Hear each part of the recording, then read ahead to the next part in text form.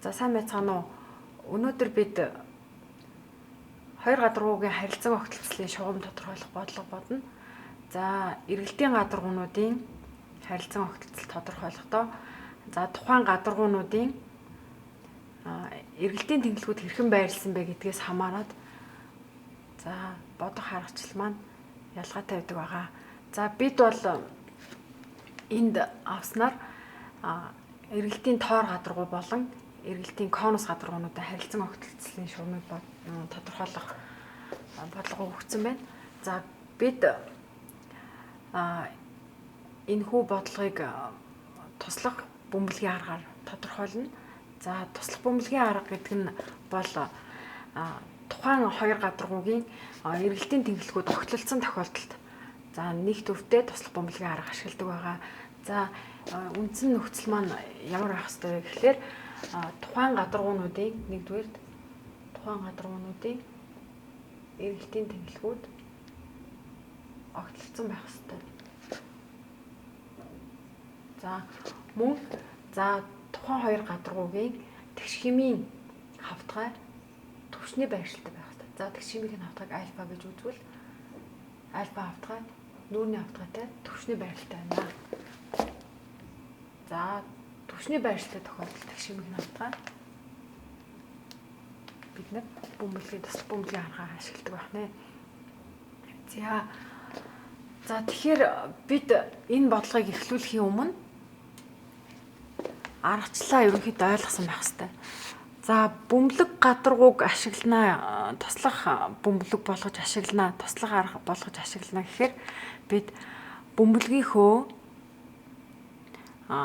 за байгуулагчийг бүгдээрээ тойрог гэдэг мэднэ тийм ээ. Тэгэхээр тойрог бол дурын диаметрийг тойрж ирэхэд бөмбөлөг гадаргуу үүсэж байгаа. Тэгэхээр бөмбөлгийн хувьд бол ерөөсөө дурын диаметр нь ерөөсөө юу болох вэ гэхээр эргэлтийн тэнхлэг болно гэсэн үг. Тэгэхээр бөмбөлөгтөө огтлцож байгаа эргэлтийн гадаргуунууд өөр хоорондоо дандаа тойргоор огтлцсон. За энэ тохиолдолд бол эргэлтийн цилиндр, эргэлтийн конус гадаргуу, за бөмбөлөг гадаргуутай, за эргэлтийн нэг тэнхлэгтэй байна гэж үзэх гээд байна л да. Энэ хоёр тэнхлэг, тийм ээ. За тэгэхээр энэ тэнхлэг эргэлтийн нэг тэнхлэгтэй байгаа учраас бидний огтлол бөмбөлөг болон конус гадаргуугийн огтлол тойрог үүснэ. За тухайн тойрог маань тэгш хэмийн хавтгай дээрээ шулуун болж төрслөгддөг.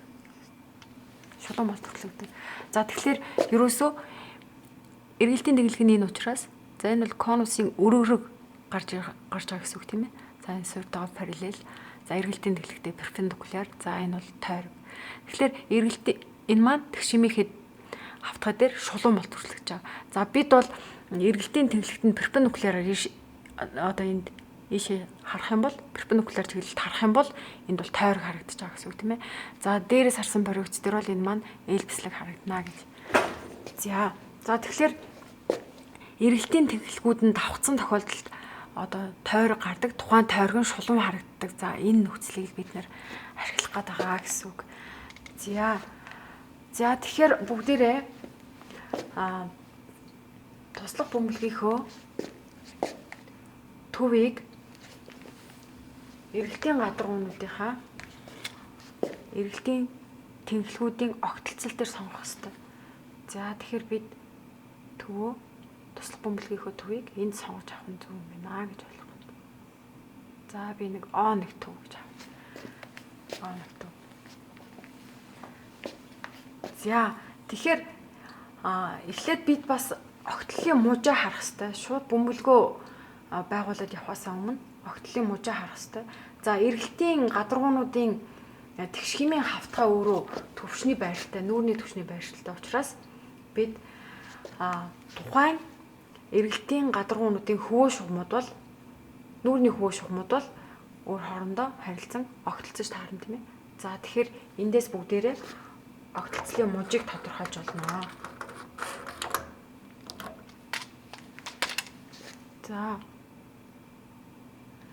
За энэ цэгийг бүгдээрээ за бидний огтлол хэрэгтэй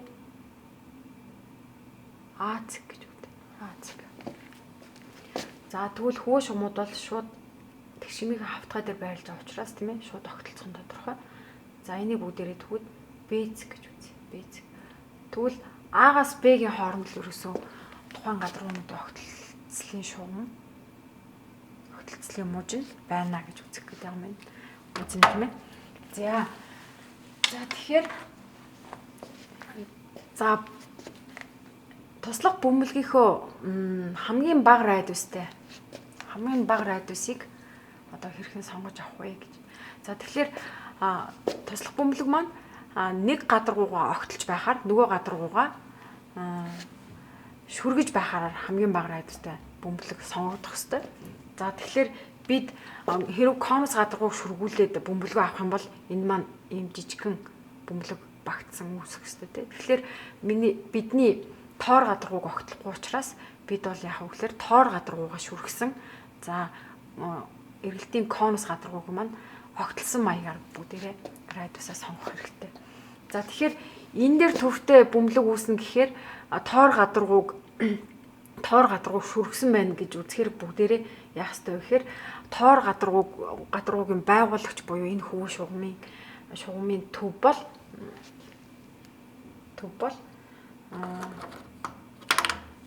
энд байна. Төв бол энэ байна.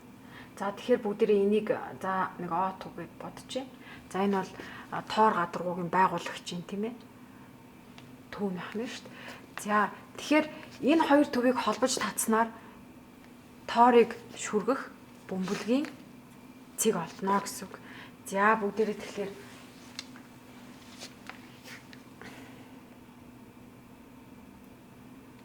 шүргэгчээ татъя. Шүргэхэд үүсэх тийм ээ хэрэгтэй цэгээ олъё. За энд бол биднэрт хэрэгтэй тоорыг шүргэх цэг гарч ирнэ гэсэн. За тэгэхээр хамгийн бага радиус нь бол ерөөсөө бөмбөлгийн хувьд эндээс радиус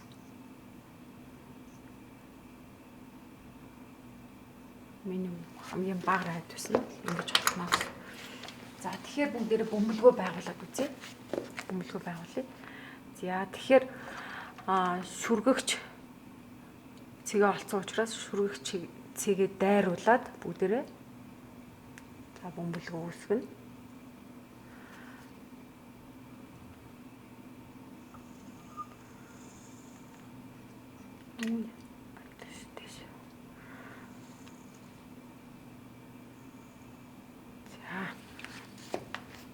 За энд бидний хамгийн бага радиустай туслах бөмбөлөг үүслээ.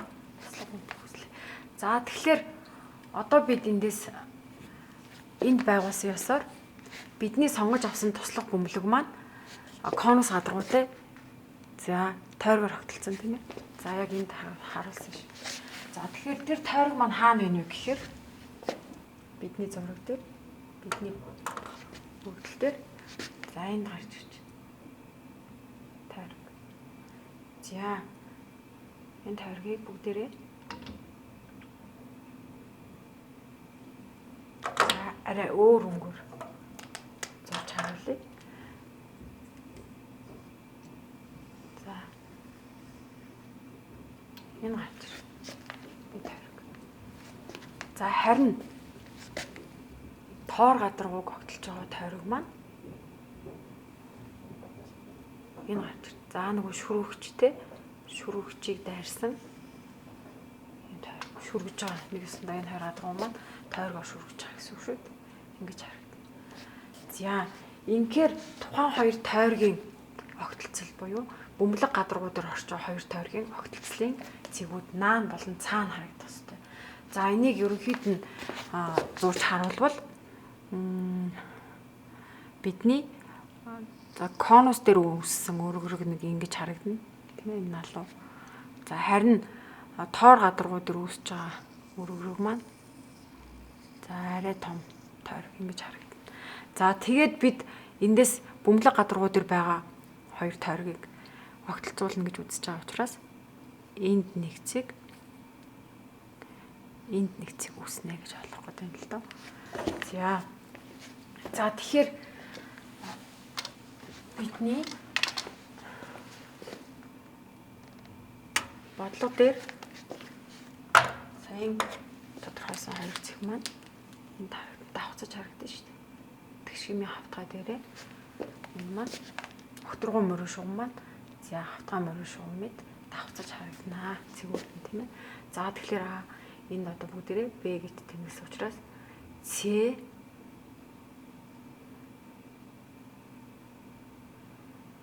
за С болон С1 цэгүүдэнд бол давхцаж харагдах ёстой. С1 цэгүүд давхцаж харагдах ёстой. За тэгэхээр хамгийн бага радиустай тослох бөмбөлөг маань бол яг хөглөөр эхлээд нэгийг нь шүргсэн нөгөөгөө огтлсон маягаар яг сонгогдох ёстой. За цаашид бид бөмбөлгөө тослох бөмбөлгөө хэрхэн сонгож авах вэ гэхээр тухайн жижиг радиустай тойргоосоо мэдээж яг бөмбөлгөөсөө томруулах ёстой радиус юм. За бүгдээрээ дахиж тэмдэлтээр сонгож авъя. За мэдээж огтлолын мужаасаа бас тийм ээ гаргаж болохгүй.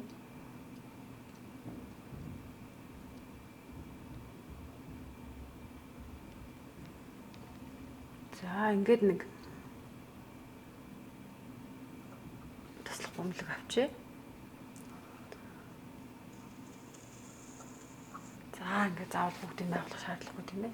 Урд хэрэгцээтэй тойргуудаа гаргаад авсан байхад бол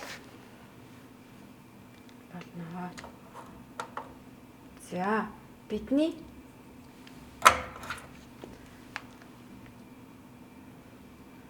За бидний саяхан сонгож авсан бөмбөлөг бол тослох бөмбөлөг маань за ийм радиустай үүсэж байгаа гэсэн үг шүү дээ. За эндээс тэмдэглээд үзүүлье. За эндээс энэ хүртэл сонгогдож байгаа тийм ээ. За энийг R1 гэдэг төвлөж. За тэгэхээр энэ бөмбөлөг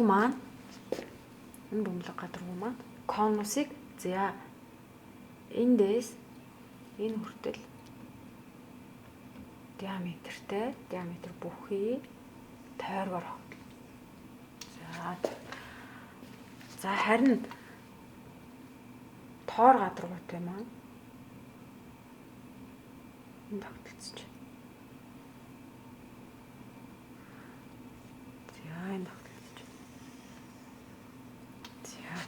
За тэгэхээр одоо нөгөө хоёр тойргууд маань өргөргийнхөө дагуу тийм ээ юм томроод явцсан биш үү? Суурлуугаар ордод. За тэгэхээр энэ огтлцол маань үүсэж байна. Огтлцлын цэг маань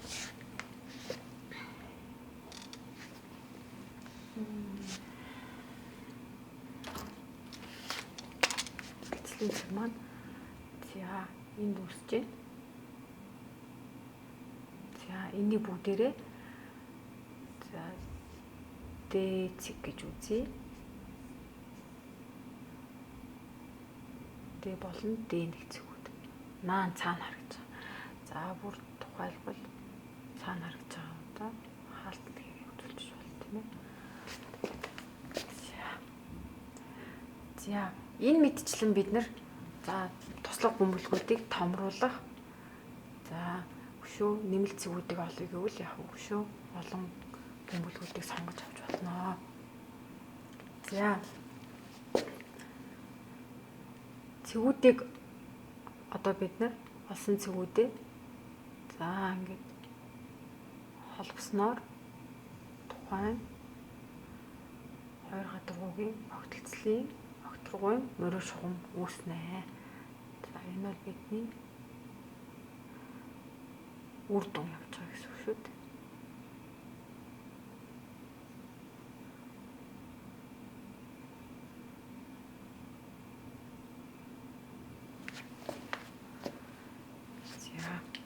За тэгэхээр бодлого болгоны дараа бид яах ёстой вэ гэхээр тухайн үр дүнгээ болсны дараа за харагдах байдлыг тодорхойлдог байгаа тийм ээ. Харагдах байдал. За тэгэхээр ил харагдж байгаа хэсэг бүгдээрээ яг тодорсон байх ёстой.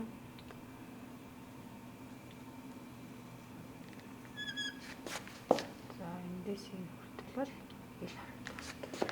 За конусын хувьд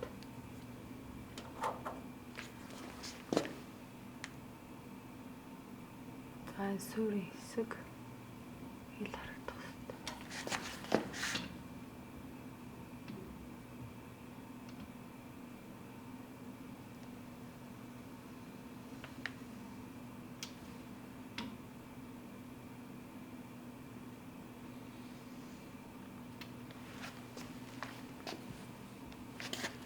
За мэдээж даалт хүрээний шугам бол даалт хүрээний шугам тасалсан шугам байх хэрэгтэй тийм ээ. Yani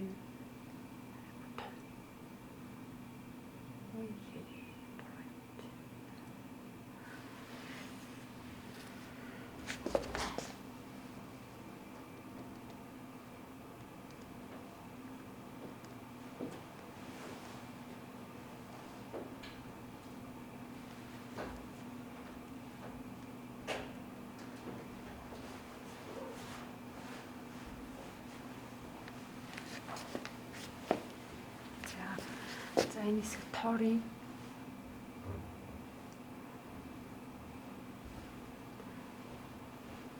за хөө шугамд талтай. За тэгэхээр туслах бөмбөлгийн аргыг ашиглахад бол ерөөсөө нэг проект дээрээ шууд байгуултны хардаг огтлын шугамуд нь шууд тодорхойлогддог. За тэгэхээр бүгдээрээ нөгөө дараах өөр проектуудыг байгуулах шаардлага байхгүй гэж байна.